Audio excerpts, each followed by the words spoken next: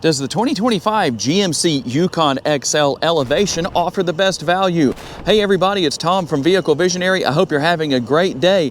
Today I borrowed this Yukon from my friends at Mike Morgan Buick GMC in Shreveport, Louisiana. If you want to know more, check out the link down in the description of the video. Tell whoever you come in and talk to if you want to buy this model that Tom from Vehicle Visionary sent you their way. Here on the front end, we're going to have full LED lighting. In fact, it's going to be animated. Let me show you what I'm talking about when I say that. So when you unlock the vehicle, it's going to do what you see happening on the screen right now. So LED headlights, LED daytime running lights. You will also find LED taillights, and right down here, LED fog lights. We're going to have our nice, large, prominent GMC logo right in the center of the grille. And you're going to have some chrome here, a little bit of gloss black as well. You'll also find the forward-facing camera. A lot of cameras on and around this Yukon to help you to be able to see everywhere you need to. Tell me what you think about this new design with the front end, with the headlights. Some refresh going on here for 2025 for those who may not have seen this yet. This is what we have. So the big changes here, a little bit more squared off front end, changes to the headlights as far as the overall design right here. And this model is going to be two-wheel drive, which equates to rear-wheel drive. It has 20-inch wheels. And here's something that is convenient. You're going to have heated, power-adjustable side view mirrors. You're going to have the turn signal indicators built in. And as you can see right there, they're also power folding side view mirrors. Now there's a setting on the infotainment screen or in the infotainment screen that allows you to turn on or off the ability to have these mirrors fold and unfold when you lock the vehicle. It just depends on what you want. You'll also find blind spot monitoring right here. And here is your remote. Lock, unlock, remote start. You can open and close your power tailgate. You can also pop open the rear glass. I'll show you how that works shortly. There's your panic button. And I'm going to hit unlock here just so you can see how this works as far as your remote start goes. You don't have to lock the vehicle. All you have to do is hit the remote start button 2 times and it's going to start.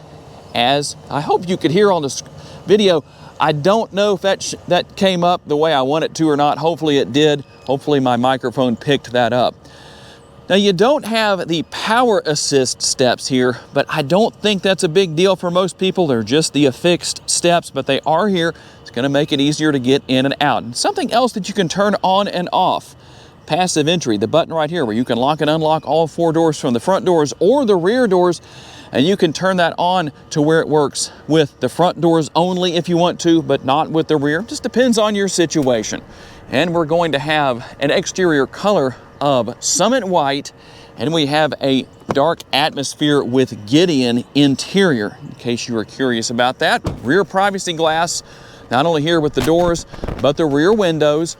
And you'll have the roof rails up top. You can buy the crossbars and help yourself out to have even more cargo space than you already have within the cavernous interior. And just like we had with the front lights, the rear lights, your tail lights back here are not only going to be LED, but they're also going to be animated, as you can see. Now that may not look very bright because we're out here in the Louisiana sunshine. However, during the dark times of the day, at night, early in the morning, that's a lot brighter than you could imagine. And as promised, let me push the button right here and we'll open the glass. Something that you don't see on very many vehicles, SUVs of any sort in this day and age. But if you needed to just reach in and grab something or put something in here and didn't want to take the time to open the tailgate, you can do that. Now you will have to manually close the glass when you're finished. And speaking of the rear glass, you might say, where's the rear window wiper? It's neatly tucked away right here inside of the rear roof spoiler. Under the hood is the naturally aspirated 5.3 liter V8 that puts out 355 horsepower and 383 pounds-feet of torque, mated to a 10-speed automatic transmission. Let's see what the window sticker gives us on the MPGs. We're looking at 15 city, 20 highway, 17 combined, and 5.9 gallons of gas per every 100 miles driven. And if you're curious to know, your gas tank size is 28 gallons. One thing I forgot to mention earlier is the fact that you have 20-inch wheels.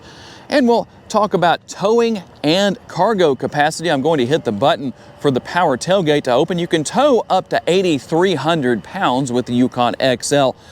And one thing that's not here in this case is going to be the hands-free tailgate, where you can just walk up and stand in place back here and it beeps and you stand here until it opens. But I don't think that's a big deal for most people. You also have a spare tire located underneath the rear of the vehicle.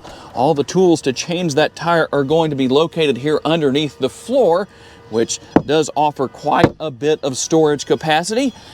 And we're going to have a power outlet back here. You can also maximize your cargo space by lowering your seats. So we can use the rear buttons right here to lower these back seats, get those out of the way. And we can hold these buttons down right here and lower one or both of the middle seats. Now, the difference between the two, you'll notice that you have the up and the down arrows on the rear seat buttons, but you don't have the up arrows on those middle row buttons. You'll have to manually put those middle seats back in place, but obviously you can hold those buttons down and bring the rear seats back up. And how about cargo space? 41.5 cubic feet behind the third row. And then when we lay that down, we go to 93.8 cubic feet with all of the seats laid flat as we have right now. You're looking at a maximum cargo capacity of 144.7 cubic feet. Let's talk about rear seat space and features. There is no shortage of room with the armrest. We've got the upper door bin and the lower door bin and a cup holder or bottle holder right there. And one thing I wanted to do is show you that you can give your rear seat passengers, the third row passengers, some extra space as far as leg space goes. You can see the difference in the positioning of the seats right here. And you can move the seats back and forth by holding that lever right there. I'm going to move that back in place. All we do is hold that up. And then to gain access to the third row, there's actually a few different ways that these seats can be moved out of the way.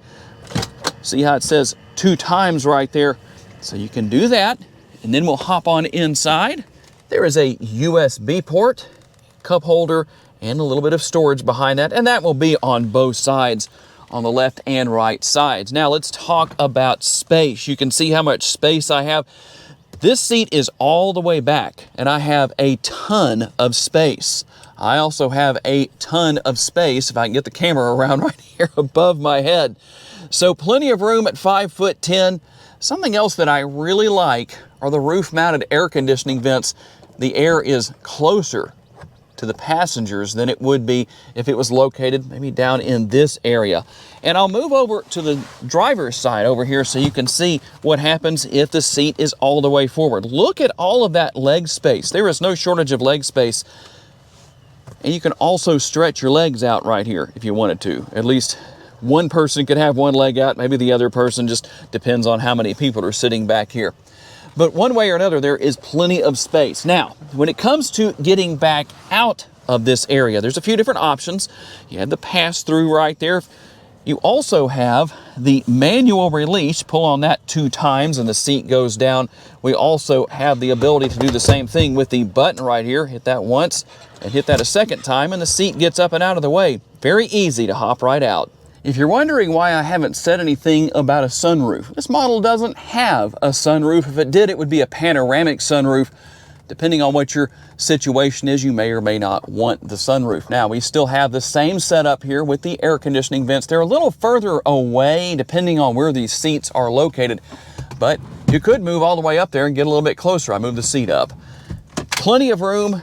Have the captain's chairs here with the fold-down armrest. I do wish that these armrests were a little bit longer.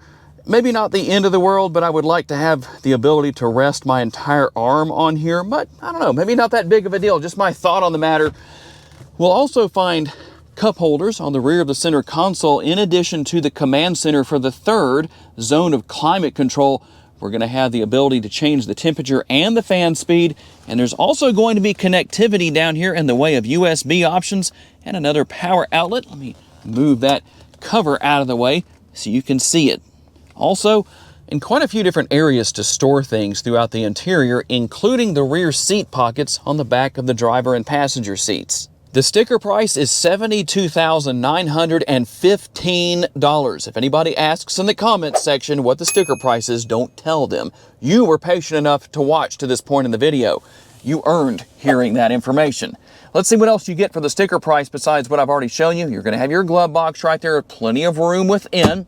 Upper and lower door bins on the front doors, just like with the rear, and plenty of room with the armrest. The only thing missing on the passenger side door that I think should be there is seat memory. If you have seat memory for the driver's side, as we do here, you should also have it for the passenger side. However, with the seats, they are both power adjustable, they're both heated, and the driver and passenger seats both have lumbar support. And we'll take a quick look at our upper console, just to show you a couple of things here. One thing that's very important is the dial right here.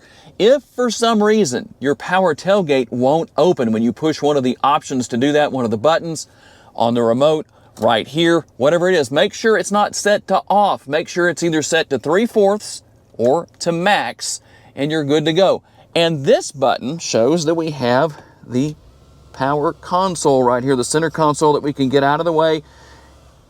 And not only you could give, if you have lazy middle seat passengers, you could give their drinks to them where they don't have to reach as far. Or you can also have a little bit of extra storage space here and gain access to the hidden drawer. Very nice, very easy to deal with. Now, the only thing missing up here is a dedicated sunglass holder, which actually at one point was right down there with the last few years of the Yukon. Now, a lot of people have told me that this is where you find the sunglass holder. Well, you could use that as a sunglass holder. In fact, if everybody in every seat had sunglasses, they could all fit in there with room to spare. And while that would work for a sunglass holder, that's not a dedicated sunglass holder. Seat memory, as I mentioned earlier, right there on the driver's side. And if you need to fold your power folding side view mirrors in by simply hitting a button, you can do that right there just by hitting the button down here. Obviously, you can control everything with your right or left side view mirrors. Lock and unlock is up here, and you also have everything for your windows. All your lights controlled right there. You can see that you have safety features here, all that good stuff. The auto stop start feature can be turned off or back on depending on what you want right there. And you have your drive mode selector. Let's see what our drive modes are. Those are going to come up here on the 16.8-inch touchscreen. We're going to go up here. You start with normal, then we have sport. We also have snow and ice, and then tow haul mode. A little something for everybody, depending on everyone's needs. Now, one thing that is very good, based on a lot of your requests over the last few years, the push-button shifter that used to be in this area is gone in favor of a more traditional position for the shifter. Not a big deal. I think that works. And nobody will be complaining about this shifter getting in the way of the infotainment screen. That does happen with the trucks that have a column-mounted shifter. And we have our steering wheel mounted controls, everything for cruise control, your adaptive cruise control over here. And then we also have our shifter paddles, and on the back of the steering wheel, you can control volume over here on the right-hand side with these controls right here. And you can change stations over here on this side with these controls. A little hard to show that from this angle. You'll also have everything for your front and rear window wipers right here. And as long as you keep your turn signal indicator fluid reservoir full, your turn signals will work. Your blinkers, blinker fluid. And you can run your windshield washer fluid right there and clean off your windshield. And I think you know what all is over here as far as turning on your music, voice commands. I think it's pretty easy to figure out. Also, your heated steering wheel button is right there. And let's take a look at the driver's display, because there's one more button down here, which is this one. If you say, I don't like the way that looks, well, you have a few different options. You can bring up your navigation and have it right there. That shows the answer to a question that a lot of people have. Do you have built-in navigation? But you can see all of the different options as far as the look and the layout of your driver's display. And now let's go back to the 16.8-inch touchscreen. Very nice, very easy to use.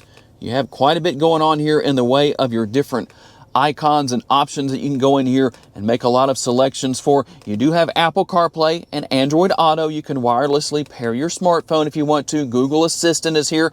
If you want to ask any questions and say, hey, I'm not going to do it, I promise. I could set off devices in your house. It's happened, but I'll be nice and not do that. The Play Store, you can see what all is here. How about vehicle status? Let's go in and take a quick look at what we have where that is concerned, because there is one thing here that I know a lot of you like to see. Now you notice you don't see things here such as your transmission temperature and all that good stuff. Well, it is available. It's just right here in the screen. I don't know why. It seems like it should still be right here on the driver's display. However, it's not. But it is here, so you can see oil temperature, coolant temperature, battery voltage. You can also see your transmission fluid temp and your oil pressure. So just something that I know a lot of people like to know about. It is here, and that's where you're going to find it. Trailering right there, and your camera views. Now here's something very interesting that I like to share.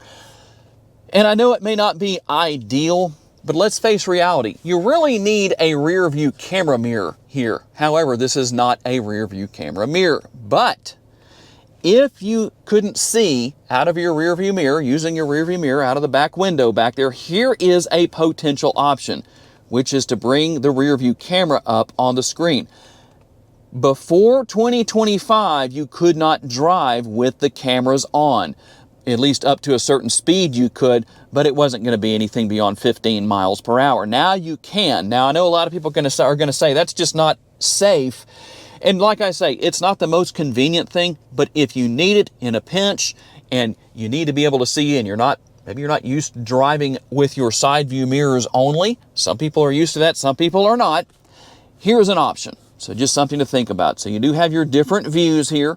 We also have views from overhead, depending on what we need to see. And all of these will stay up when you're driving. So if you're curious about that, well, there you go. Now you know what's here. And if you need to back up to a trailer, you can do that right there.